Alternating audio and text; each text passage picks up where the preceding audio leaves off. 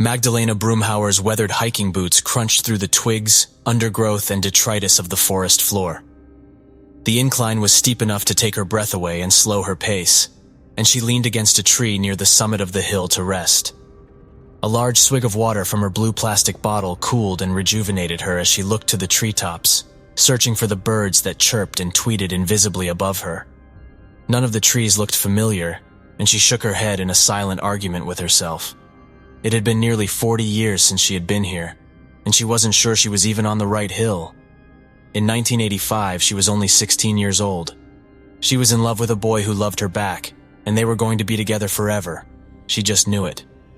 Brad Comstock was going to graduate and then work for 2 years until she graduated, saving every dollar he could. Then they would pack up their stuff and drive away together. Parents and expectations be damned. They walked through these hilly woods often after school and on the weekends, dreaming together about their future home, children, careers, and the bliss that would accompany it all. They gave themselves to one another in these woods, near the top of one of these hills, under the shade of an oak tree. It was around her somewhere. Since returning to her hometown of Springborn, Magdalena had reminisced on her old life here often. Her old high school was gone, torn down after asbestos was discovered in the walls. Her favorite diner was gone, replaced by a strip mall with a vape shop, liquor store, tattoo parlor, and pawn shop. Her former home was still up, but the current owners weren't maintaining it as well as her family had, and when she walked by to see it, she barely paused to give it more than a cursory glance. What used to be a downtown Main Street was now more of a ghost town, with the economic hub of activity shifted outwards towards the highway.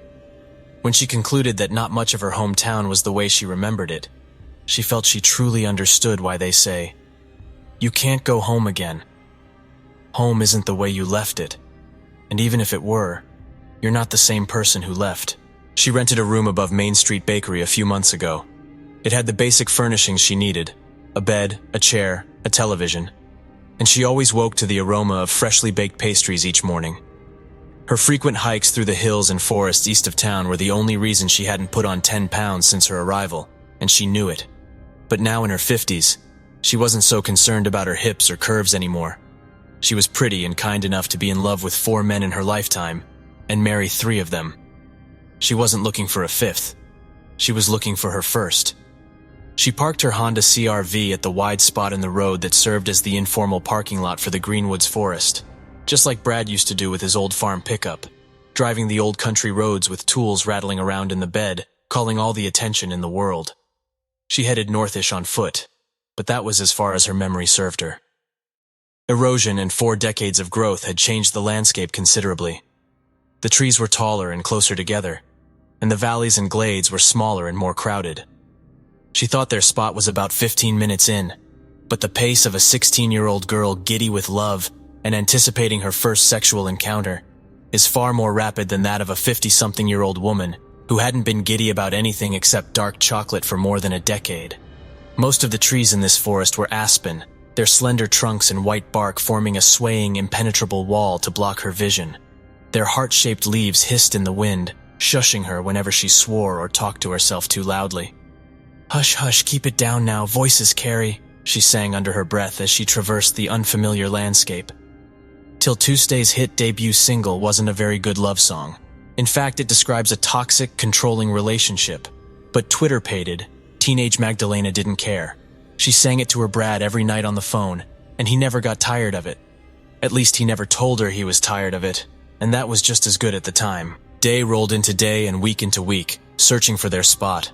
He carved their initials into one of the few oak trees in these woods, claiming it as theirs.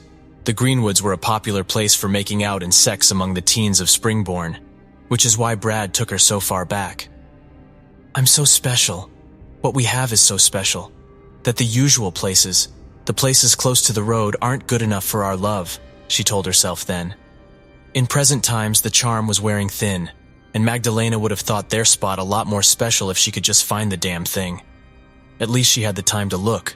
She would never describe herself as independently wealthy, but she got by all right.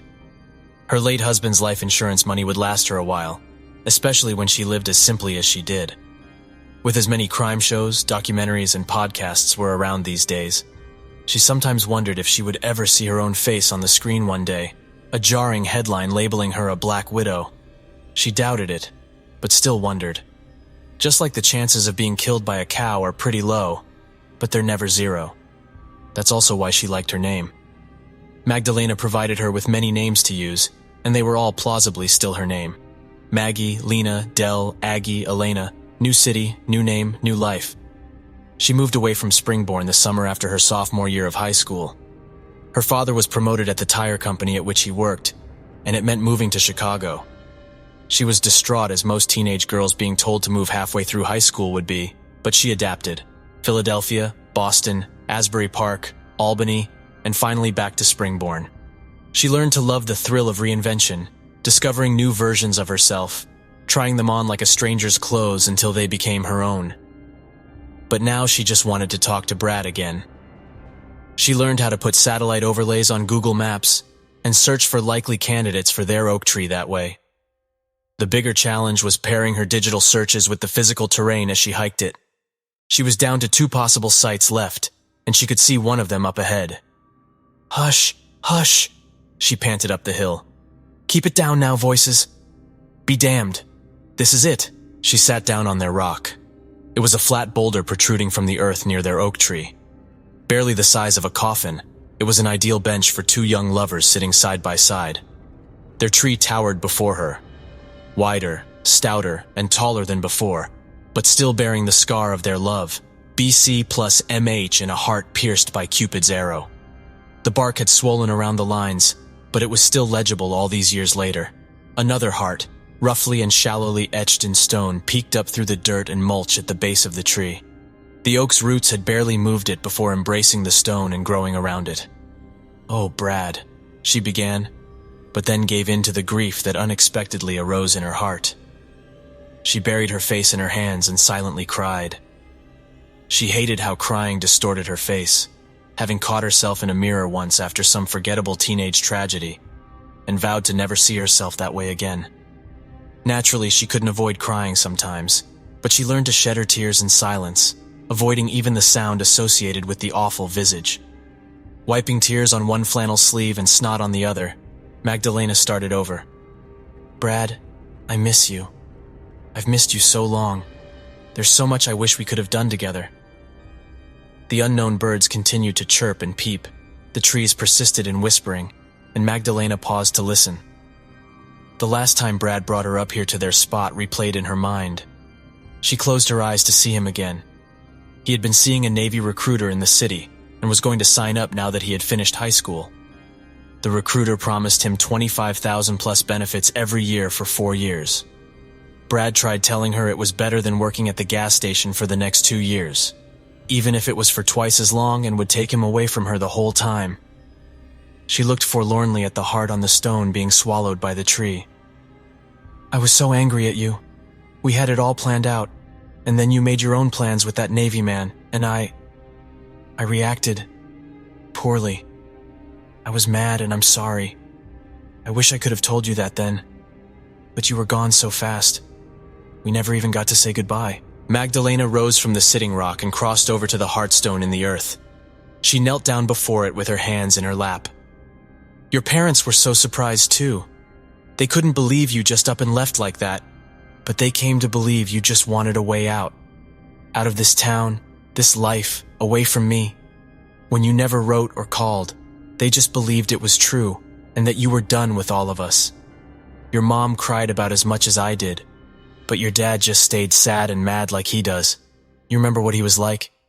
We kept in touch for a few years, but then that just kind of went away too." She cleared away some of the dirt at the base of the stone, exposing the pointed bottom of the heart and the rust staining the granite.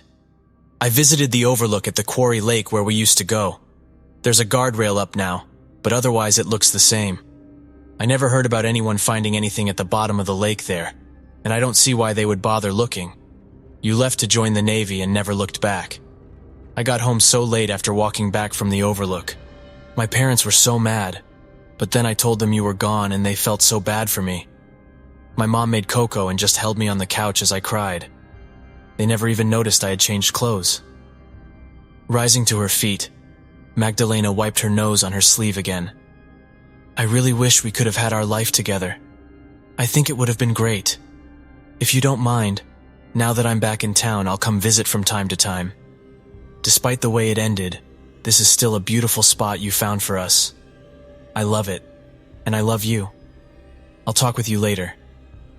On her way down the hill, she looked back frequently to help her remember the path better. She didn't know how long things like this took, or the science behind it all, but she figured the soil, tree roots, and whatever creepy crawly things were in the dirt had done their part. His fingerprints would be long gone by now, and that heartstone had made sure he wouldn't be identified by his dental records. Not that anyone would ever think to dig there. Now that she knew the way, she'd come back often.